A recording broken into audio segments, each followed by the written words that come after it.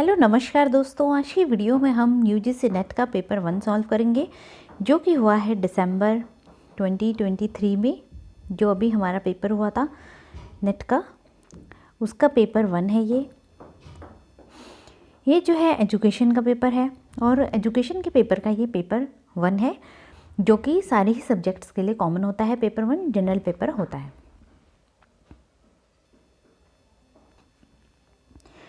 10 questions जो हैं वो हमने प्रीवियस वीडियो में सॉल्व किए हैं। इससे उसका लिंक आपको डिस्क्रिप्शन में मिल जाएगा, उसमें देख सकते हैं। तो डिटेल में एक्सप्लेनेशन जो है वो हमने उस वीडियो में देखा है और आज भी हम इस वीडियो में 10 क्वेश्चन जो हैं वो सॉल्व करेंगे और उनका एक्सप्लेनेशन भी देखेंगे।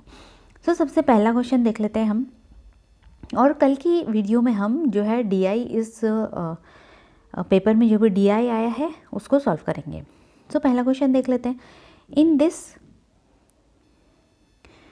In its early years, the Calcutta University had affiliated colleges even in. Calcutta जो यूनिवर्सिटी है वो अपने अर्ली ईयर्स में उसका एफिलिएशन जो है वो इनमें से कौन से शहर या देश में भी था? तो अफ़गानिस्तान, कश्मीर, श्रीलंका और गोवा। यहाँ पर जो हमारा राइट ऑप्शन है वो श्रीलंका है। तो श्रीलंका में भी कलकत्ता यूनिवर्सिटी जो है उसका एफिलिएशन था इसके अर्ली ईयर्स में जब ये बने थे। सबसे पहले हम अब कलकत्ता यूनिवर्सिटी के बारे में थोड़ा जान लेते हैं कि कलकत्ता यूनिवर्सिटी फॉर्म कब हुई। ये हुई थी 1857 में। देन ये जो है वुड्स डिस्पैच जो कि आया था 1854 में। उस टाइम पर जो भारत के वायसरॉय थे वो लॉर्ड कैनिंग थे। तो ऐसे भी क्वेश्चन बन जाते हैं और वुड डिस्पैच से भी इस बार के एग्ज़ाम में क्वेश्चन है, इस पेपर में आया है। तो 1854 में वुड डिस्पैच जो है वो आया था जिसको कि मैग्ना कार्टा ऑफ एजुकेशन भी कहा जाता है। इसी की रिकमेंडेशन के बाद जो है यहाँ पर 3 यूनिवर्सिटीज़ का फॉर्म हुआ था जिनको कि हम पढ़ते हैं BMC जो कि हैं बॉम्बे, मद्रास और कलकत्ता। तो 3 यहाँ पर बनी थी। ये कब बनी थी? 1857 में। तो ये हमारा था इस क्वेश्चन के बारे में। अब हम नेक्स्ट क्वेश्चन देखते हैं। अब हम नेक्स्ट क्वेश्चन देखते हैं, वो है which of the following sections of research report are not considered for similarity checks while detecting plagiarism. तो कौन सा यहाँ पर पार्ट होगा एक रिसर्च रिपोर्ट का जहाँ पर कि सिमिलैरिटी चेक्स नहीं करेंगे, डिटेक्टिंग नहीं होगी प्लेजरिज्म के समय। प्लेजरिज्म को समझते हैं पहले हम। प्लेजरिज्म क्या है कि प्लेजरिज्म के अंदर जो रिसर्चर्स होते हैं वो जो दूसरे का वर्क होते हैं उनको कॉपी करते हैं, उनमें से कुछ जो टर्म्स होंगे, टॉपिक्स होंगे, उनको लेंगे। देन उसके बाद क्या होता है कि अगर हम किसी का वर्क ले रहे हैं तो उसका हमें क्या देना होता है? उसको क्रेडिट भी देना होता है और पूरा सेम कॉपी नहीं करना होता।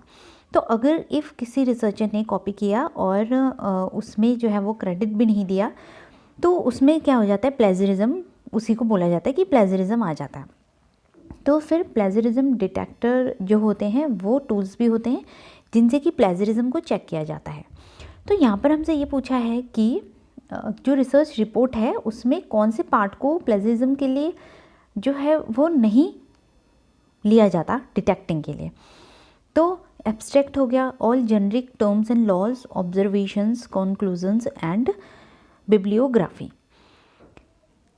तो यहाँ पर हम देख सकते हैं कि जो किसी रिसर्च के लॉज होंगे और टर्म्स होंगे उसमें तो हम प्लेजरिज्म चेक नहीं करेंगे क्योंकि वो तो लॉज जो हैं वो बने हैं सबके लिए, है ना। तो यहाँ पर बी पार्ट तो हमारा आंसर में होगा कि उसमें हम प्लेजरिज्म चेक नहीं करेंगे। और बी जो है वो हमें 2 में गिवन है और यहाँ पर हम देख रहे हैं कि जो एब्स्ट्रैक्ट है और ऑब्जर्वेशन अगर हम किसी चीज़ की कर रहे हैं तो ऑब्जर्वेशन में तो डेफिनेटली जो है प्लेजरिज्म चेक किया जाएगा, उसका डिटेक्शन जो है वो करा जाएगा। तो इसी वजह से जो हमारा फर्स्ट वाला ऑप्शन है वो कट हो जाएगा और यहाँ पर हमारे 2 ऑप्शन बच जाते हैं कि बी और ई सेकंड पार्ट की, जिसमें हमारा क्या है? All generic terms and loss and हमारा बिब्लियोग्राफी। तो ये 2 टर्म्स हो जाएंगी जिनमें कि डिटेक्शन के लिए ये कंसिडर नहीं किए जाएंगे। अब हम यहाँ पर नेक्स्ट क्वेश्चन देखते हैं जिसमें कि हमें 2 स्टेटमेंट्स जो हैं वो दी गई हैं और हमें बताना है कि स्टेटमेंट्स सही होंगी या नहीं होंगी। तो सबसे पहले स्टेटमेंट देखते हैं जिसमें हमें बोला गया है कि the concept of validity can not be applied to single proposition. So propositions का मतलब पहले समझते हैं कि प्रोपोजिशंस क्या होता है। सो प्रोपोजिशन होता है कोई भी स्टेटमेंट, जैसे हम अपने जो लॉजिकल रीजनिंग है उसमें हम पढ़ते हैं स्टेटमेंट्स पढ़ते हैं, देन उसके बाद हम प्रीमाइसेस होती हैं, फिर आर्ग्यूमेंट होता है ना। तो वो हम यहाँ पर उसी में से ये क्वेश्चन जो है वो पूछा गया है लॉजिकल रीजनिंग के पार्ट में से। तो फर्स्ट स्टेटमेंट थी हमारी कि जो वैलिडिटी का कॉन्सेप्ट है। अब हमने यहाँ पर पढ़ा था कि जब हम लॉजिकल रीजनिंग पढ़ते हैं उसमें हम आर्ग्यूमेंट पढ़ते हैं। सो जो आर्ग्यूमेंट होते हैं वो जो है आर्ग्यूमेंट के लिए हम वैलिडिटी का यूज़ करते हैं कि कोई जो आर्ग्यूमेंट है वो वैलिड है या इनवैलिड है। तो हम एक सिंगल प्रोपोजिशन जो होगी, मतलब एक सिंगल स्टेटमेंट के लिए हम वैलिडिटी का कॉन्सेप्ट जो है वो अप्लाई नहीं करेंगे।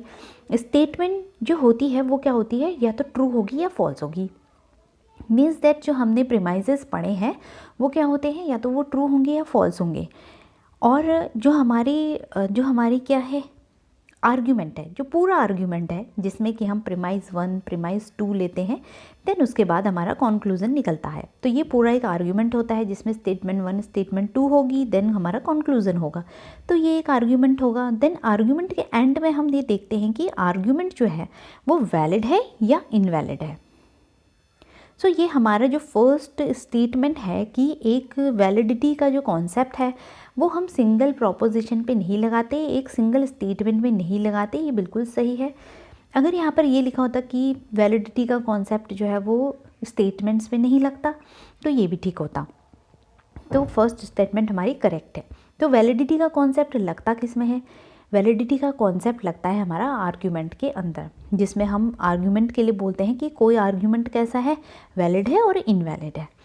देन नेक्स्ट जो हमारा स्टेटमेंट है, नेक्स्ट स्टेटमेंट है the concept of truth can not be applied to argument. अभी यही हमने पढ़ा कि वैलिडिटी और इनवैलिडिटी जो है वो किस में लगती है, आर्ग्यूमेंट में लगती है। तो जो ट्रुथ का कॉन्सेप्ट है वो किस में लगेगा, तो ट्रुथ का कॉन्सेप्ट जो है वो किस में लगेगा, स्टेटमेंट्स पे लगेगा कि जो स्टेटमेंट है वो या तो ट्रू होगी या फॉल्स होगी।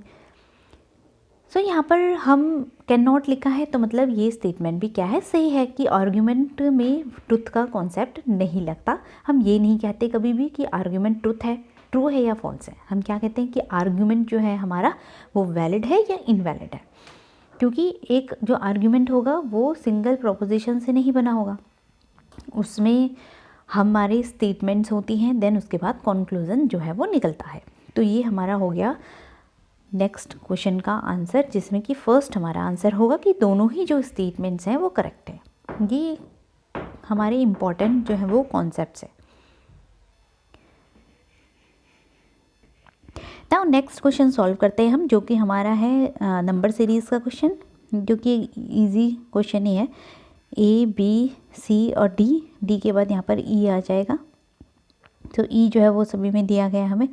देन उसके बाद हम नेक्स्ट नंबर देखेंगे कि कौन सा नंबर जो है वो आएगा।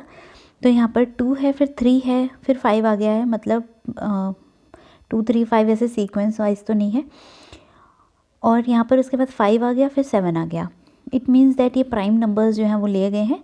प्राइम नंबर्स होते हैं जो कि खुद से डिविजिबल होते हैं या 1 से डिविजिबल होते हैं, तो वो प्राइम नंबर्स होते हैं। सो सबसे स्मॉलेस्ट प्राइम नंबर हमारा 2 है, उसके बाद 3 ले लिया, फिर 5 हो गया, 7 हो गया। अब इसके बाद 9 नहीं आएगा, क्योंकि 9 जो है वो 3 से डिवाइड होता है। तो 9 जिसके सिर्फ 2 डिविजिबल होते हैं वो प्राइम नंबर्स होते हैं, तो 9 नहीं होगा। 9 के बाद 10 आता है। 10 तो वैसे ही इवन नंबर भी है, उसके तो 2 से भी कटता है, 5 से भी कटता है, तो 10 भी नहीं आएगा।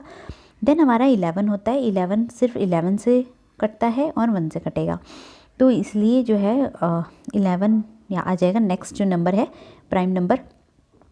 देन उसके बाद अब हमें नेक्स्ट जो अल्फ़ाबेट है वो फाइंड करना है। अब हम यहाँ से देख सकते हैं कि V W देन X फिर Y आ रहा है, मतलब यहाँ पर U आएगा। तो ऐसे सीक्वेंस बनेगा U V then W X और Y। तो ये हमारा सीक्वेंस जो है वो कंप्लीट हो गया। तो हमारा ऑप्शन हो जाएगा थर्ड। तो इसका राइट ऑप्शन हमारा है ऑप्शन नंबर थर्ड। तो ये हो गया। अब हम नेक्स्ट क्वेश्चन सॉल्व करते हैं। अब नेक्स्ट क्वेश्चन हम सॉल्व करते हैं जो कि है बुद्धिस्ट कम्युनिकेशन से। इससे पहले भी बुद्धिस्ट जो कम्युनिकेशन है उससे क्वेश्चन पूछा गया था। ये वैसे कम्युनिकेशन से क्वेश्चन है और रिलेट किया है इसे बुद्धिज़्म से। So Buddhist use communication to highlight the phenomena of. तो बुद्धिस्ट जो थे उन्होंने संप्रेषण को कौन से फिनोमिना को हाईलाइट करने के लिए यूज़ किया। सो सबसे पहला ए ऑप्शन है human hierarchy, impermanence, human suffering, non self and social distance. So यहाँ पर हम एलिमिनेशन मेथड से कर सकते हैं कि सबसे जो वीक हमें यहाँ पर लग रहा है वो सोशल डिस्टेंस लग रहा है, क्योंकि सोशल डिस्टेंस तो कोई भी स्कूल नहीं करेगा। सो इन दिस क्वेश्चन हम देख सकते हैं कि सोशल डिस्टेंस जो है वो कोई भी जो स्कूल है वो नहीं बोलेगा कि सोशल डिस्टेंस जो है हमें करना है। सोसाइटी को बेस रखकर ही कोई भी जो स्कूल है वो काम करता है। तो सोशल डिस्टेंस जो है वो कट जाएगा। तो ये ऑप्शन जो है वो 2 में है, तो एलिमिनेशन मेथड से हम इसे करेंगे। तो 2 ऑप्शन जो है वो हमारे कट गए यहाँ पर। अब हमारा बचता है ऑप्शन नंबर 1 और ऑप्शन नंबर 2, जिसमें हम देख सकते हैं कि बी और सी दोनों में ही है। तो बी और सी जो है वो दोनों में ही हो जाएगा। अब हमारा एक बचता है, 2 ऑप्शन जो है वो हमारे पास बचते हैं, human hierarchy and non self. तो ह्यूमन सफरिंग पे तो बात करी थी बुद्धिज़्म ने, सफरिंग कहा था उन्होंने। देन उसके बाद हमारे पास बचता है human hierarchy and non self. तो हायरार्की जो है वो कम्युनिकेशन में बात जो है इसकी नहीं कही गई है, तो नॉन सेल्फ जो है यहाँ पर आ जाएगा हमारा ऑप्शन। तो राइट ऑप्शन हमारा ऑप्शन नंबर 2 हो जाएगा, B C and D, B C and D वाला ऑप्शन नंबर 2। नेक्स्ट क्वेश्चन देखते हैं हम। Then next question, in this question we have given 2 statements. सबसे पहला स्टेटमेंट है कि the statement Swati's mind is a tree always laden with fruitful ideas in an analogy. और दूसरा स्टेटमेंट है कि Swati's mind is a tree always laden with fruitful ideas is only descriptive in nature. So हमें यहाँ पर 2 statement जो है वो दी गई हैं। पहली स्टेटमेंट कह रही है कि स्वाति का माइंड जो है एक ट्री की तरह है और जो हमेशा, जिसके अंदर हमेशा एक आइडियाज़ जो हैं वो नए नए आइडियाज़ जो हैं वो भरे रहते हैं। ये एक एनालॉजी है। तो सबसे पहले हम एनालॉजी समझते हैं कि एनालॉजी क्या होता है। तो एनालॉजी जो है वो क्या है, उसके अंदर होता है कंपैरिजन। सो इसके अंदर हम क्या करते हैं, कंपैरिजन करते हैं। यहाँ पर भी स्वाति के माइंड का कंपैरिजन किससे करा जा रहा है, ट्री से करा जा रहा है। Is a tree, Swati's mind is a tree. तो ये कंपैरिजन हो रहा है, तो इसलिए एनालॉजी है, ये करेक्ट स्टेटमेंट है। देन नेक्स्ट भी ये बता रहा है कि ये क्या है, डिस्क्रिप्टिव है नेचर में। जो ये स्टेटमेंट है ये डिस्क्रिप्टिव है नेचर में, कि हाँ ये डिस्क्राइब कर रहा है कि स्वाति का माइंड जो है वो किस तरह का है। तो इसलिए यहाँ पर दोनों ही स्टेटमेंट्स जो हैं वो कैसी होती है, करेक्ट होती हैं। तो दोनों स्टेटमेंट सही हैं। सो नेक्स्ट क्वेश्चन में भी हमें 2 जो स्टेटमेंट्स हैं वो गिवन है। यहाँ पर हमें न्याय जो फिलॉसफी है, न्याय जो सिलोगिज्म है उसके बारे में बताया है, और उसके जो 5 प्रोपोजिशंस हैं उनके बारे में क्वेश्चन जो है वो पूछा गया है। तो पहले जो 5 स्टेप्स हैं, पिलर्स हैं, उनको समझ लेते हैं कि वो कौन कौन से हैं। सो सबसे पहला हमारा होता है, इसको हम याद करते हैं PHUUN से, जिसको कि हम PHUUN, ये हमारा इसका क्या है, सीक्वेंस है। और इसी से हम इसके जो नाम है वो भी याद रखेंगे। तो सबसे पहला होता है वो प्रतिज्ञा होता है, देन हमारा हेतु होता है, देन उदाहरण, देन उपनया, देन उसके बाद हमारा होता है निगमना। तो ये 5 जो होते हैं क्या होते हैं, पिलर्स होते हैं न्याय सिलोगिज्म के। तो यहाँ पर प्रतिज्ञा जो होता है उसका जो मतलब है वो क्या है, हमारा प्रोपोजिशन है जो कि स्टेटमेंट है। देन हेतु हमारा होता है रीज़न, देन हमारा उदाहरणा मतलब हो गया एग्जाम्पल, देन हमारा था उपानया जो कि है एप्लीकेशन, ये अप्लाई करना है। देन मना जो होता है उसको हम क्या कहते हैं, कॉन्क्लूज़न, जो लास्ट में होता है कॉन्क्लूज़न होता है किसी भी स्टेटमेंट में। तो अब यहाँ पर हमारे ये 5 स्टेप्स हैं, इन्हीं से रिलेटेड जो हैं 2 स्टेटमेंट्स जो हैं वो हमसे पूछी गई हैं कि कौन सी स्टेटमेंट करेक्ट होगी और कौन सी नहीं होगी। तो यहाँ पर स्टेटमेंट 1 है, इसमें पूछा गया कि among the 5 propositions in Nyaya syllogism the first pratigna coincides with the 5th nigamana. So yes, जो फर्स्ट प्रतिगना है वो coincides with है निगमना के। देन उसके बाद स्टेटमेंट 2 पूछी गई है कि among the 5 propositions in Nyaya syllogism the second हेतु coincides with the 4th उपनय। तो हेतु जो है कोइंसाइड करता है किससे, उपनया से। उपनया क्या था, हमारा एप्लीकेशन से। सो यहाँ पर जो प्रतिगना है वो कोइंसाइड करता है किसके साथ, निगमना के साथ, और जो हमारा हेतु है वो कोइंसाइड करता है किसके साथ, उपनया के साथ, जिसको कि एप्लीकेशन भी कहा जाता है। तो यहाँ पर ये जो दोनों ही स्टेटमेंट्स हैं वो क्या है, ट्रू हैं, करेक्ट हैं। तो इसका राइट ऑप्शन हमारा ऑप्शन नंबर 1 हो जाएगा। सो अब हम नेक्स्ट क्वेश्चन सॉल्व करते हैं, जिसमें हमें 2 स्टेटमेंट्स जो हैं वो दी हैं। पहली स्टेटमेंट हमारी है the most suitable storage medium for storing data on network server is blue रे डिस्क। सो मोस्ट सूटेबल जो डाटा को स्टोर करने के लिए मीडियम माना गया है उसको ब्लू रे डिस्क को माना गया है। तो ब्लू रे डिस्क भी जो है वो स्टोरेज के लिए यूज़ होता है, लेकिन हम इसे मोस्ट सूटेबल जो है वो नहीं बोलेंगे। और नेक्स्ट जो हमारा स्टेटमेंट है an optical disc which can not have data updation is a CD ROM. सो एक CD रोम होती है जिसमें कि डाटा को हम अपडेट नहीं कर सकते हैं, जो एक बार उसमें डाल दिया जाता है वही रहता है। तो ये सेकंड ऑप्शन जो है वो, सेकंड स्टेटमेंट जो है वो हमारी सही है, और पहली जो स्टेटमेंट होगी वो इनकरेक्ट होगी, क्योंकि मोस्ट सूटेबल जो है स्टोरेज मीडियम इसको नहीं बोला जा सकता। सो ऑप्शन नंबर 4 जो है इसका राइट ऑप्शन हो जाएगा, ऑप्शन नंबर 4। नेक्स्ट क्वेश्चन देखते हैं अब हम, जिसमें हमें 2 स्टेटमेंट्स जो हैं वो गिवन है।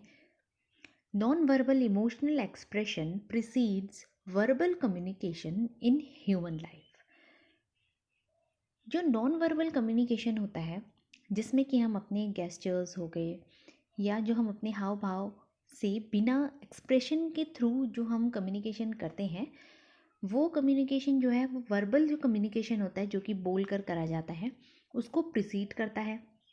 सही बात है, नॉन वर्बल कम्युनिकेशन को भी हम, जो चीज़ हम बोलते नहीं हैं वो भी जो है सामने वाले को अगर पता चल जाती है, मतलब वो हमारे नॉन वर्बल कम्युनिकेशन के थ्रू जो है उनको पता चलता है।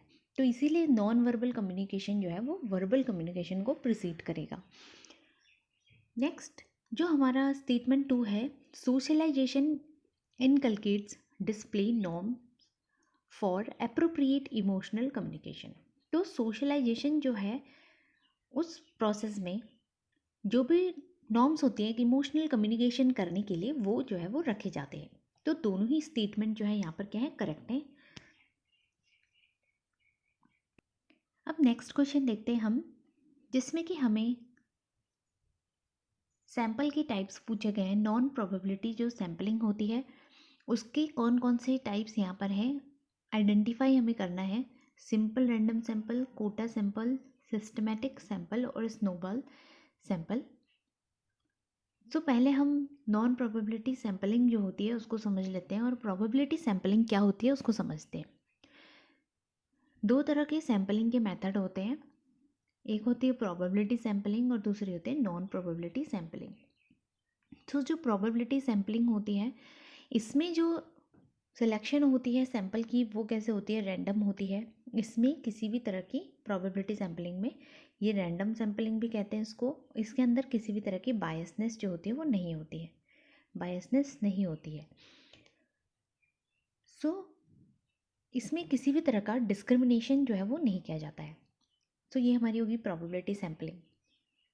और नॉन प्रोबेबिलिटी सैम्पलिंग जो होती है ये नॉन रैंडम होती है, जजमेंटल होती है, इसमें बायसेस भी आ सकते हैं, और ये रिसर्चर के डायरेक्शन से होती है।